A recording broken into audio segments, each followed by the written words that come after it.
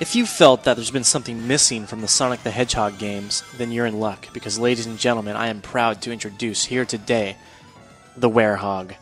Go ahead and take a second to look at this handsome blue devil. Gorgeous, ain't he? Absolutely stunning. Unfortunately, I do have to move on with this review, but fear not, for if your goal is to spend a whole lot of time with the Werehog, well, Sonic Unleashed has you covered. Indeed, this latest project from Sonic Team is one part traditional Sonic game, and what I mean by that are those intense, truly spectacular, zigzagging, loop-de-looping levels that we all love so much. And then, unfortunately, there are the Werehog levels, and yes, I'm looking directly at you, Sonic with rabies. Now, I know you're all going to find this extremely difficult to believe, but Dr. Eggman is at it again. And you're not going to care because the convoluted storyline filled with Dark Gaia and the Chaos Emeralds and the splitting of the planet will absolutely not grab you, and yet the production values, extremely high caliber, absolutely will. Here's a true fact, I looked this up on Wikipedia. Turns out the opening cinematic, phenomenal, stunning, crisp, clean, gorgeous. It's longer than every cinematic in every Nintendo game created in the last gajillion years. Combined. I just blew your mind, didn't I? Seriously though, there's nothing about this game that feels lazy or rushed. In fact, I think the opposite is true.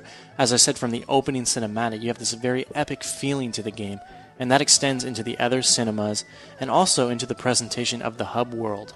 You navigate between each region using a virtual planet, you can see it here, and as you progress through the game, the planet begins to come together, so you're actually able to see your progress as you play, via the map screen, which I think is pretty cool.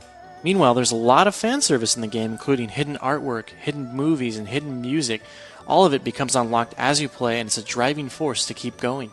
For as good as the hub world is, though, I don't like the villages. These house all of the character interactions, and the style is very 2D, almost Flash-esque, and it feels very pointless. You go to these villages, you interact with these characters, but they have nothing to say. And occasionally you'll get a valuable item, but for the most part, all these interactions are only in place as a means to extend gameplay time.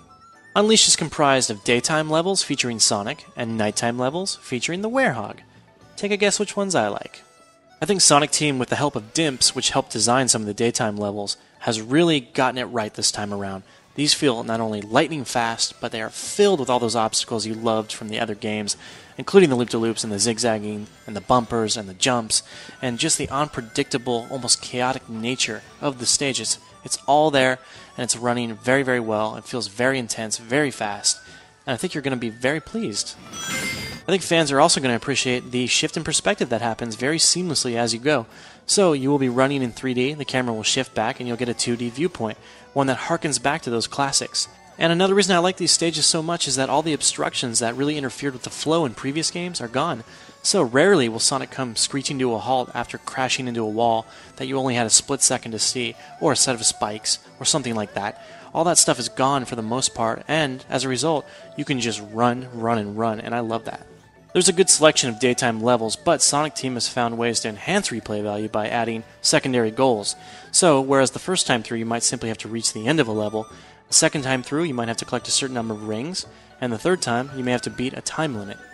Still, you will find yourself under the moon more than you're under the sun, a truth made more disappointing because the Werehog is so slow, and therefore the nighttime levels actually linger on.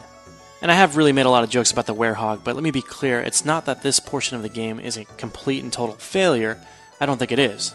It, however, feels nothing like a Sonic game. It's as if you took the jump component out of the Mario games, and I'm really curious as to why Sega forced this onto its fans. The gimmicky Werehog levels are all about slow, clunky platforming and brawling. Get to an open area, brawl, jump off a cliff, brawl, get to another open area, brawl, gates close, brawl, brawl, brawl, brawl, brawl, brawl, and it keeps going and going and going until you're praying, just absolutely praying for sunlight.